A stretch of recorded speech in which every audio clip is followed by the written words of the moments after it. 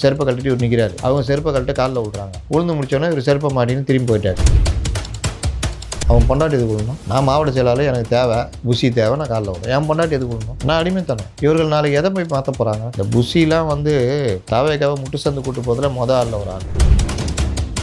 உதயநிதி காலில் ஒருத்தர் விட்றாரு. என்ன பண்ணார் உதயநிதி? கம்முன்னு இருந்தார். விடுறது அவன் வேலைன்ற மாதிரி இருந்தார். பொது மேடைகளில் கமல்ஹாசன் காலில் விழுந்தீங்கன்னா அவர் டக்குன்னு பதறுவார். மோடி ஒரு பக்கம் ஒரு படி மேலே போய் விஜய் கேட்டிருக்காரு, நான் வேணால் கைது ஆகிட்டா அந்த பிரச்சனை தீர்ந்துருமான்னு கேட்டிருக்காரு. தலைவர் அந்த மாதிரிலாம் வாய்ப்பெல்லாம் இல்லை. சினிமா மாதிரி நான் என்ன கைது செய்யுங்கள்னா கைது செஞ்சுட்டு உள்ள ஒரு பாட்டு போட்டு மியூசிக்கை போட்டு உள்ளெல்லாம் தள்ள மாட்டாங்க. 10 நாள் ஜெயிலில் வைக்க போகிறான். உனக்கு புக்கு படிக்கிற பழக்கமும் கிடையாது. வேணா பண்டலாக டிக்கெட்டுங்களை கொண்டு போய் சினிமா டிக்கெட்டை வச்சுக்கிட்டு இது 300 இது 1500 பிரிச்சுக்கிட்டு ஏதாவது விளையாடின்னு கிடையாது. நாம் நம் தலைவர் கரத்தை வலுப்படுத்துவதற்காக நம்முடைய சின்னம்னு போலீஸ் போலீஸ் அப்படின்னோன்னா ஒரு நிமிஷங்க அப்படின்ட்டு தம்பி மைக்க பிடி அப்படின்ட்டு அப்படியே வராரு. அப்படியே தலைவர் ரொம்ப கஷ்டமாயிடுச்சு தலைவர், காட்டு எருமை தொல்லை ரொம்ப இருந்துச்சு தலைவர். அப்புறம் வரலாம் அப்படி செம்ம ஸ்டைலாக அப்படி நடந்து வந்துட்டு அப்போ வர்றவங்களாம் காலில் விடுவான். விஜயும் காலில் விடுவான். எல்லாம் சிறை சென்று மீண்ட தென்னாட்டு சிங்கமே வருக அப்படின்னு போன பேனர்களெல்லாம் வச்சுக்கணும். இன்றைக்கி தேசிய அளவில் பவன் கல்யாணம் எல்லாருக்கும் தெரியும். நாளைக்கு சந்திரபாபு நாயுடு முதியவர், நான் தான் இளையவர், அரசியலில் நீண்ட காலம் இருப்பேன். உனக்கும் அந்த வாய்ப்பு இருக்குது. எப்போ செய்திகளில் வர ஆரம்பிச்சிது நான் சொல்லி ஒரு 5 நாள் போட்டு வந்திருக்குமா? 5 நாளாக கரடியாக கத்துறேன். இதில் வேறு சில மூத்த பத்திரிகைங்களா பாஜக கூட விஜய் அப்படின்னு. ஏன்னா பாஜகன்னு என்னையா பாஜக அதோட மோசமாக பண்ணிக்குது காங்கிரஸ். இன்றைக்கி ஏதோ உனக்கு நல்லவனா தெரிறான். இந்தியை திணிச்சதே அவன் தானே.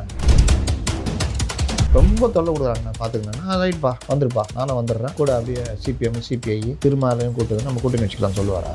அவருக்கே டப்பா டான்ஸ் ஆடினது.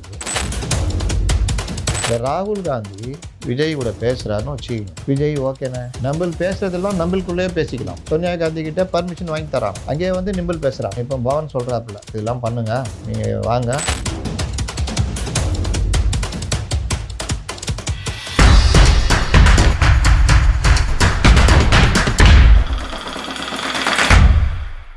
வணக்கம், நான் முத்தலீஃப். ஒரு பத்திரிகையாளராக அரசியல் விவாதங்களை தொடர்ந்து செஞ்சுட்டு வர்றேன். அரசியல் விவாதங்கள் நாகரிகமான முறையில் அவதூறு இல்லாமல் இருக்கணுன்றது என்னுடைய பெருத்த எதிர்பார்ப்பு. அதை ஓரளவு நான் ஈடு செஞ்சுட்டு வரேன்னு நினைக்கிறேன். என்னை போலவே அதே எண்ணத்தோட வள்ளுவம் வலைக்காட்சியும் தொடர்ந்து செயல்பட்டுக்கிட்டு வருது. எங்களை போன்ற பலருடைய பேட்டிகள் எடுத்து ஒரு அவதூறு இல்லாமல் முறையாக ஒளிபரப்பி கொண்டிருக்கிறார்கள். அந்த வகையில் வள்ளுவம் வலைக்காட்சிக்கு உங்களுடைய ஆதரவை அளிக்கணும்னு கேட்டுக்கிறேன். அதற்கு முன்னாடி சப்ஸ்கிரைப் பண்ணணும்னு கேட்டுக்கிறேன். நன்றி. வள்ளுவம் நேயர்களுக்கு வணக்கம். அரசியல் பழக நிகழ்ச்சிக்கு உங்களை வரவேற்பதில் மகிழ்ச்சி. என்று நம்மோடு இணைந்திருக்கிறார் மூத்த பத்திரிகையாளர் திரு முத்தலீஃப் அவர்கள். சார் வணக்கம். சார் வணக்கம். நல்லா இருக்கீங்களா சார்? நல்லா இருக்கேன் சார். அறநிலையத்துறையோடைய சொத்துக்களை வந்து கல்விக்கு பயன்படுத்தலாம்னு சொல்லிட்டு அதையும் ஒரு மசோதாவாக நிறைவேற்றிருக்காங்கன்னு நினைக்கிறேன் சார். அது எப்படி சார் பார்க்குறீங்க? இவர்கள் அறநிலையத்துறை மேலே வர்ற அந்த பிரச்சனைகள் இருக்குல்ல, அதுக்கு இது பண்ணுற மாதிரி இவர்கள் இந்த விஷயங்களை பண்ணிக்கிட்டே போகிறாங்க. இது எங்கேயாவது ஒரு இடத்துல வந்து முட்டிக்கிட்டு நிற்கும். கல்விக்கு பயன்படுத்தலாம், நல்ல விஷயந்தான், அதெல்லாம் மாறுபட்ட கருத்து கிடையாது. ஆனால் அறநிலைத்துறைக்கான சொத்துக்கள்னு இருக்குல்ல, அதுக்குன்னு சில தன்மைகள் இருக்குது. அந்த ட்ரஸ்டி ஒத்துக்கணும், ட்ரஸ்டி எல்லாம் சேர்ந்தது இப்போ இருக்குது. அறநிலைத்துறைக்கான கல்வி இது இருக்குது, கல்வித்துறைக்கு அவங்களே கொடுக்குறதுலாம் இருக்குது. ஆனால் அதை மீறி அறநிலைத்துறைன்றதே ஒன்று எனக்கு இஷ்டத்துக்கு தான் பண்ணுறதுக்குன்னு கொண்டு போகிறதுன்றது பெரிய சிக்கல். நடுவில் பண்ணாங்கல்ல 2 கல்லூரி திறந்து பெரிய பிரச்சனைலாம் ஆச்சு, நம்மளோட பேசியிருப்போம்னு நினைக்கிறேன். அந்த மாதிரி பண்ணுற வேலை தான் அவங்களாம் பண்ணிக்கிட்டு இருக்கிறாங்க. இது ரொம்ப டேஞ்சரு. உள்ளே மொத்தமாக இப்போ பிரச்சாரம் பண்ணுறாங்கல்ல, கோயில் இது வந்து தனியார்கிட்ட தான் இருக்கணும், அறநிலைத்துறை எதுக்குன்னு, அது கரெக்டுன்ற மாதிரி போயிடும் இவங்க அந்தளவுக்கு மிஸ்யூஸ் பண்ண ஆரம்பித்தா. Okay sir. சார் நீண்ட நாளாக பதுங்குக்குழியில் இருந்த புஷியானந்த் அவர்கள் வெளியே வந்திருக்காரு. வெளியே வந்து தோற்றம் அளிச்சிருக்காரு. எல்லா ராசிகளோடும் போய் செல்ஃபி எடுத்து காலில் வந்து ஆசீர்வாதம் வாங்கியிருக்காங்க. எப்படி பார்க்குறீங்க சார்? இமயமேலேருந்து வந்துக்கிறாரு மகான், அதனால் காலில் வந்து ஆசீர்வாதம். அதுவும் செருப்பை கழட்டி நிற்பாரான் அவர். அவங்களும் செருப்பை கழட்டி காலில் விழணுமா? அவங்க தான் விழணும். அவங்க பொண்டாட்டி எதுக்கு விழணும்? நான் மாவட்ட செயலாளர், எனக்கு தேவை புஷி தேவை, நான் காலில் விடுறேன். என் பொண்டாட்டி எதுக்கு விழணும்? நான் அடிமைத்தனம். இவர்கள் நாளைக்கு எதை போய் மாற்ற போகிறாங்க? பெரியாரை வச்சுக்கிறாங்க, அம்பேத்கரை வச்சுக்கிறாங்க, 5 பெரும் தலைவர்களா? இவங்க 5 பேரும் கேட்டால் காலில் விழுந்தால் செருப்பால் அடிப்பாங்க. ஆனால் இவர் செருப்பை கழட்டி விட்டு காலில் விழுன்றாரு சார். ஆனால் மேடைகளில் எல்லா இடத்துலையும் சொல்லியிருக்காரு சார், என்ன காலில் வந்து விழாதீங்க, அது வந்து கல்லால் அடித்து விடாதீர்கள் அப்படின்னு ஒரு சொல்லுவாங்கள்ல மூமெண்ட்டு. அந்த காலத்தில் சொல்லுவாங்க, கலைஞர் கிண்டல் அடிக்கிறதுக்கு. உடன்பிறப்பே, நம் மீது அவர் வெறுப்பு கொண்டு பல ஆச்சரியங்களால் நம்மை தூற்றினாலும் நாம் அவர்களை தூற்றக்கூடாது. உங்கள் வெறுப்பை அவர்கள் மீது காண்பித்து விடாதீர்கள் அப்படின்னா மறுநாள் ஏதாவது நடக்கும் அவங்களுக்கு. அந்த மாதிரி கல்லால் அடித்து விடாதீர்கள்னா கல்லால் அடிப்பான்னு அர்த்தம். கையை உடைக்காதீர்கள் அப்படின்னா கையை உடச்சி விட்ருவோம். அந்த மாதிரி காலில் விழாதீர்கள் அப்படின்னு சொல்லிட்டு, காலில் விழாதீர்கள்னா திடுதிப்புன்னு விழுந்துட்டா ஏய் எந்திரியா காலிலெல்லாம் விழாதுன்னு. ஆனால் காலில் விழுந்தா கண்டுக்காமல் இருக்கிற இப்போ அன்றைக்கி உதயநிதி காலில் ஒருத்தர் விட்றாரு. என்ன பண்ணார் உதயநிதி? கம்முன்னு இருந்தார். விடுறது உன் வேலைன்ற மாதிரி இருந்தார். பொது மேடைகளில் கமல்ஹாசன் காலில் விழுந்தீங்கன்னா அவர் டக்குன்னு பதறுவார். மோடி ஒரு பக்கம் ஒரு படி மேலே போய் நீங்கள் அவர் காலில் விழுந்தீங்கன்னா அவர் உங்கள் காலில் விழுவார். பார்த்துறீங்களா? அந்த மாதிரி பண்ணுறவங்களும் இருக்காங்க. அவர் மோடி மத ரீதியாக பண்ணுறாரு. நீ உன் ஆத்மா என் காலில் வந்து ஐயப்பா ஏன்ட்ட பாவத்தை தள்ளாதுறாங்கப்பா அப்படின்ட்டு அவர். சில பேருக்கு காலில் விழுறது பிடிக்காது. சில பேர் லைட்டாக இது பண்ணி விட்டு போடுவாங்க. நம்ம ஊரில் நம்ம கலாச்சாரம் வயதானவர்களிடம் இளையவர்கள் காலில் விழலாம் அப்படின்ற மாதிரி. அதனால் அதுக்குள்ளே போவேணாம். ஆனால் ஆதரவுக்காகவும் ஏதாவது தேவைக்காகவும் காலில் விழுறது தான் அரசியலில் நடக்குது. அப்போது புஷி ஆனந்த் காலில் விழாதீங்கன்னு சொல்கிறாருன்னா, அந்த இடத்துல அவன் காலில் விழுறான்னு நீ அந்த இடத்துல நீ நின்றுக்கிட்டு இருக்கிற. இந்த மத குருக்கள் வருவாங்கள்ல, வந்து நின்று மரியாதை ஏற்றுக்குவாங்களா, அந்த மாதிரி இவர் வந்து நின்று மரியாதை ஏற்றுக்கிறார். எப்படி? செருப்பை கழட்டிட்டு இவர் நிற்கிறாரு. அவங்க செருப்பை கழட்டு காலில் விழுறாங்க. உழுந்து முடித்தோன்னே இவர் செருப்பை மாட்டின்னு திரும்பி போயிட்டார். கரெக்டா? அதானே அந்த விஷயத்தில் இருக்குது. அப்போ இது எப்படி காலில் விழாதீங்கன்னு அப்போ சொன்னார்? அதுக்கு இதுக்கு ஏதாவது சம்மந்தம் இருக்கா? இந்த புஷிலாம் வந்து இந்த இது தாவேக்காவை முட்டு சந்து கூட்டு போதில் ஆளில் ஒரு ஆள். ஆனால் இவர் எதுக்குமே லாய்க்கு இல்லை. இவர் ஒரு கட்சிக்கு தலைமை பதவிக்கு லாய்க்கே இல்லாத ஆள்னு சொன்னது கரெக்டாக ஆகிடுச்சா? இப்போ அடித்து பொருண்டு ஓடி போய் ஒழிஞ்சிட்டாரா? ஒரு சாதாரண ஒரு மாவட்ட செயலாளர் கூட தைரியமாக இருந்தான் மதியழகன். உனக்கு என்ன அவ்வளோ பயம்? மதியழகனே கரெக்டாக கைதாகும்போது உனக்கு என்ன பயம்? விஜயே வீட்டில் உட்காந்துருக்காரு. விஜய் கேட்டிருக்காரு, நான் வேணால் கைதாகிட்டா அந்த பிரச்சனை தீர்ந்துருமான்னு கேட்டிருக்காரு. தலைவர் அந்த மாதிரிலாம் வாய்ப்பெல்லாம் இல்லை. நீங்கள் போய் சினிமா மாதிரி என்ன கைது செய்யுங்கள்னோன்னா கைது செஞ்சுட்டு உள்ளே ஒரு பாட்டு போட்டு மியூசிக்கை போட்டு உள்ளெல்லாம் தள்ள மாட்டாங்க. அந்த மாதிரி நடைமுறையில் நான் எதை சொல்ல வரேன்னா, விஜய்க்கு அந்த மைண்ட் செட் இருந்திருக்குல்ல, நான் அரெஸ்ட் ஆன அந்த பிரச்சனை தீர்மா அப்படின்ற மாதிரி. இது ஏன் இந்த இதுக்கு புஷிக்கு இல்லை? சார் அப்படி பயந்து ஓடின ஒரு காலில் தானே சார் இன்றைக்கி மாவட்ட செயலாளர்கள்லாம் தேவைங்க. நான் தான் சொன்னேன். இப்போ வயதானவர்கள் இப்போ நம்ம வீட்டுக்கு பெரியவங்க வராங்க, வட இந்தியாலாம் பார்த்தீங்கன்னா அப்படின்வான், முட்டி வரைக்கும் அப்படின்வான். அதை ஒரு இது மாதிரி பண்ணிருப்பான் அப்படின்வான். நம்ம இதில் சில பேரில் காலில் விழுவோம். இது வந்து வழக்கமாக மரியாதை கொடுக்காட்டியும் பரவாயில்லன்ற மாதிரி. இங்கே அப்படி இல்லை. காலில் உள்ளனா ஒரு கோவம் வந்துடும் சார். ஆனால் தாவேக்காலே ஒரு தரப்பினர் வந்து புஷி ஆனந்த் போனதுக்கும் இப்போ வந்து அவருக்கு கொடுக்குற மரியாதைக்கும் ஒரு வந்து எதிர்ப்பு தெரிவிக்கிறாங்க சார். அது ஜான் டீம் தாவேக்காக்குள்ளே இதை பயன்படுத்தி இப்போ புஷிக்கு எதிராக பண்ணுறாங்க. வரட்டுங்க. ஒரு கட்சி அடிமை கட்சியாகவே இருக்கக்கூடாது. கொஞ்சமாவது சொரணம் வரணும். இல்லாட்டி இது விளங்கவே விளங்காது. இப்போ என்டிஏக்குள்ளே போகிறதுனால கொஞ்சம் தேத்திக்கலாம். தனியாக நின்னா முடிஞ்சிச்சு கதை. நீங்கள் மறுபடியும் அப்படி பிரச்சாரம். ஆகவே நம் தலைவர் கரத்தை வலுப்படுத்துவதற்காக நம்முடைய சின்னம்னு போலீஸ் போலீஸ் அப்படின்னோன்னா இந்த ஒரு நிமிஷங்க அப்படின்ட்டு தம்பி மைக்க பிடி அப்படின்ட்டு எங்கே போயிட்டு வந்துடுறேன். அவ்வளோதான். அதோட தானே சார். ஆனால் என்டிஏக்குள்ளே போகிறதுக்கு ஆதரவு விட மாட்டார் போலியா சார்? அவர் சொல்லியிருக்காரு சார். இந்த மாதிரி ஒரு எக்ஸ் மினிஸ்டர் தான் இதுக்கு காரணம், நாங்கள் ஆட்சிக்கு வந்தால் அவங்களுக்கு தண்டனை வாங்கி கொடுப்போம். அதை அவர் ஆட்சிக்கு வந்தான்னு சொல்கிறது அதிமுக ஆட்சி. ஓகே. இப்போ அவருக்காக யார் பேசுகிறா? சட்டசபையில் முதல்வர் பேசினார். முதல்வருக்கு பதிலடி கொடுத்தது யார்? அதிமுக. சண்டை போட்டது யார்? வெளியே வந்து பேட்டி கொடுத்தது யார்? அதிமுக தான் சார். அப்போ நாளைக்கு அந்த அமைச்சருக்கு எதிராக நடவடிக்கை எடுக்க போகிறது யார்? ஆட்சிக்கு நாளைக்கு யார் வருவா? நீங்கள் எப்படி வருவீங்க? பகல் கனவு அது நடக்கவே நடக்காது. நான் தான் சொன்னேன். ஆகவே நமது சின்னம் அப்படின்னு போலீஸ் போலீஸ் அப்படின்னோடனே எப்பா மைக்க போடுறா அப்படின்ட்டு வண்டிக்குள்ளே இறங்கி ஓடி போயிடுவார். இல்லாட்டி வரும்போது அப்படியே போய்கிட்டு இருக்காரு. சைரன் ஆம்புலன்ஸ் ஒயின் போச்சுன்னா வண்டியை லெஃப்ட்டில் திருப்பலான்னு இங்கே எங்கே பக்கத்தில் காடு இருக்குதுன்னு பாரு, பதுங்கிடலாம் போயின்னா. அந்த அளவு தான் இவருடைய வீரம். நீங்கள் ஓடி ஒளிந்தால் அசிங்கம் எல்லாம் கிண்டல் பண்ணுவான். நாளை வரைக்கும் எப்போவுமே வாழ்நாள் பூரா இது மேட்டராக மாறிடும். அதை விட கொஞ்சம் தைரியமாக இருந்து நான் ஒரு 10 நாள் ஜெயிலில் வைக்க போகிறான். உனக்கு புக்கு படிக்கிற பழக்கமும் கிடையாது. வேணா பண்டலாக டிக்கெட்டுங்களை கொண்டு போய் சினிமா டிக்கெட்டை வச்சுக்கிட்டு இது 300 இது 1500 பிரிச்சுக்கிட்டு ஏதாவது விளையாடின்னு கிடையாது. 15 நாள் ஜாலியாக போவோம்ல. இல்லாட்டி அங்கே வேணால் சேர் தூக்காமல் பார்த்துக்கணும். பக்கெட் எதுக்கு எடுக்கிற? குளிக்கிறதுக்குங்க. சரி போ.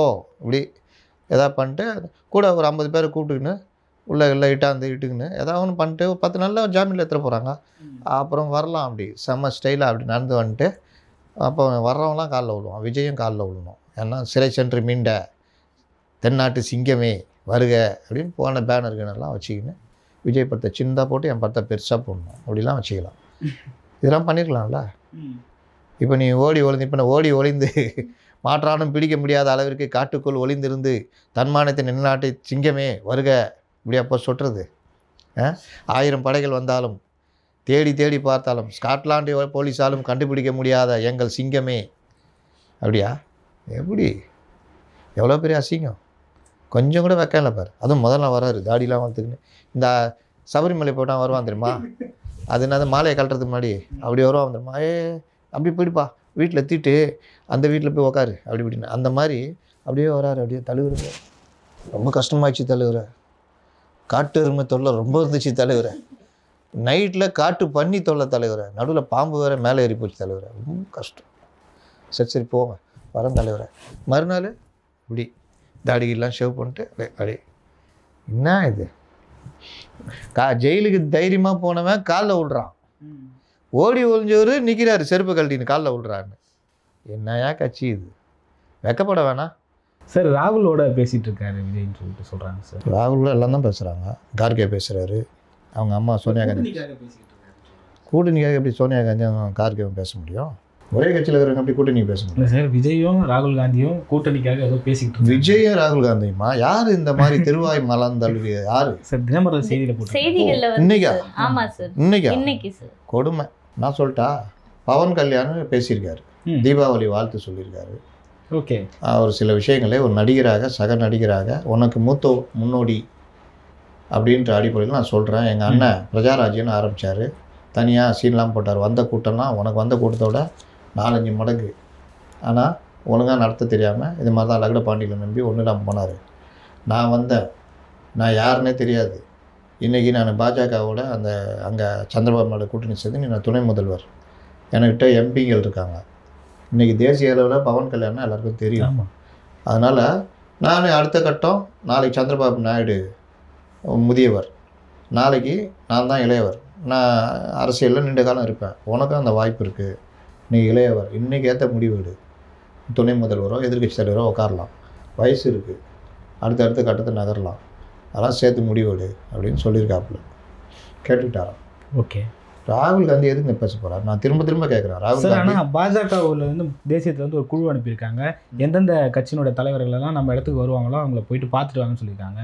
அன்புமணியை போய் பார்த்துருக்காங்க. விஜயை போய் பார்க்கலையே சார்? விஜய் கூட்டணி வர்றதுக்கு முன்னாடி பேச்சுவார்த்தை தான் நாங்கள் போவோம். அன்புமணி ஏற்கனவே கூட்டணியில் இருக்கிறவர் பார்க்குறாங்க. எடப்பாடியே பார்க்குறாங்க. விஜயை பார்க்கலன்னு நீங்கள் எப்படி சொல்லுவீங்க?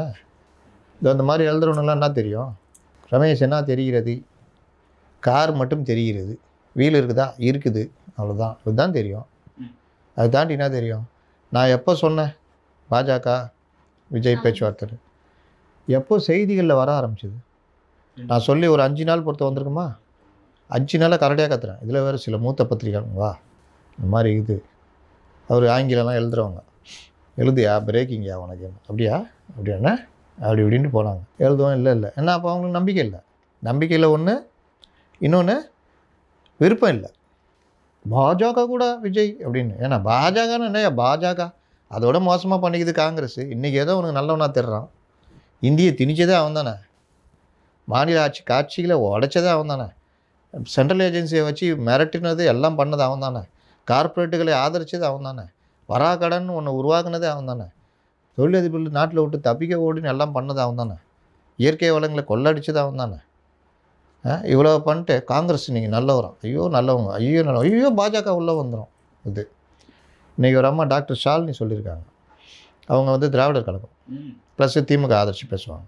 நான் எவ்வளவோ பேசியிருக்கேன். சங்கிகள் அது இதுன்னு இந்த இவர்களை எதிர்த்து அவ்வளோ கருத்தியல் ரீதியாக மோதியிருக்கேன். ஒரு தடவை கூட எனக்கு அவதூறாவோ எதுவுமே எனக்கு நடந்ததே கிடையாது.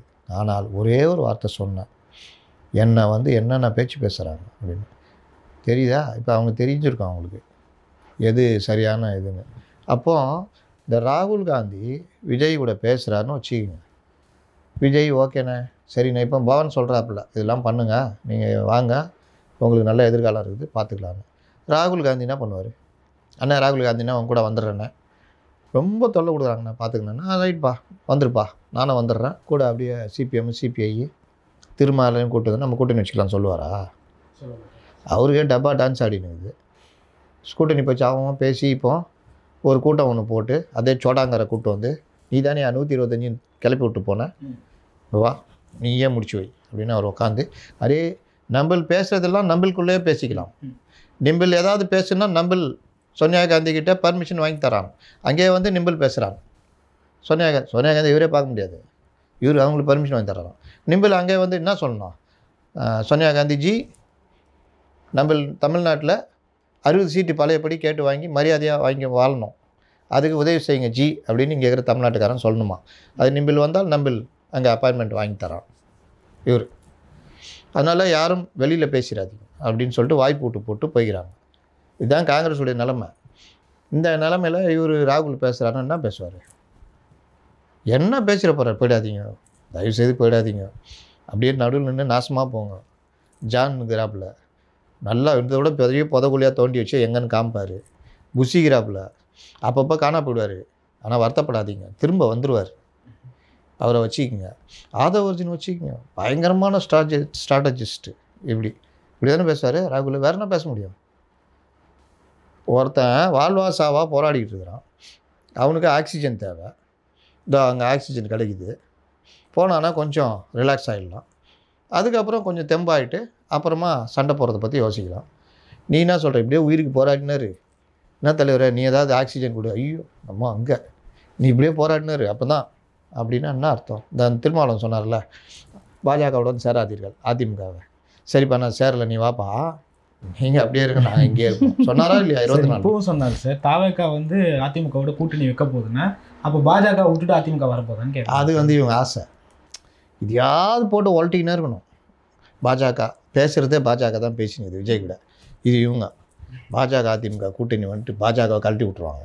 என்னடா உனக்கு சிபிஐ விசாரணை அவங்க தான் ஏற்பாடு பண்ணி விட்டுக்கிறாங்க, மேலாக பார்த்தா அப்படி இப்படின்ட்டு இருக்கும்.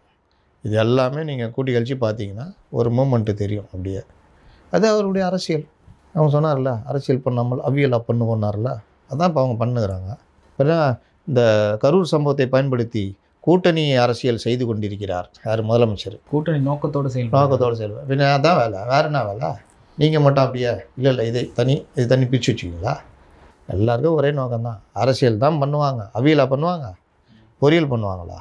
அரசியல் தான் பண்ணுவாங்க. அதனால் இது நோக்கி தான் நகருது. இதெல்லாம் அப்பப்போ நடுவில் உருட்டின்னு இருப்பாங்க, டெய்லி உட்காந்து எழுதணும்ல. வதந்திலாம் கிடையாது, அவங்க தெரிஞ்சதே அவ்வளோதான். வதந்தி அவங்க தெரிஞ்சதை பரப்புகிறாங்க, அது வதந்தியாக தெரியுது. அதனால் கரெக்டான விஷயம் என்ன, இவர் அதை நோக்கி நகர்ந்துக்கிட்டு இருக்காரு, அதுக்குள்ளே கிட்டத்தட்ட நகர்ந்துட்டார். தனியாக இருந்தால் ஒன்றும் வேலைக்கு ஆகாதுன்னு தெரியும், அப்பப்போ குழப்பிக்கிட்டு இருக்கிறாங்க ஜானோ ஆதவ் இந்த மாதிரி ஆட்கள். அதை மீறி தான் விஜய் முடிவெடுப்பார். ஓகே சார், பல்வேறு அரசியல் கருத்துக்களை பகிர்ந்து கொண்டீங்க சார். மற்றும் ஒரு காலம் சந்திப்போம். நன்றி சார். நன்றி சார்.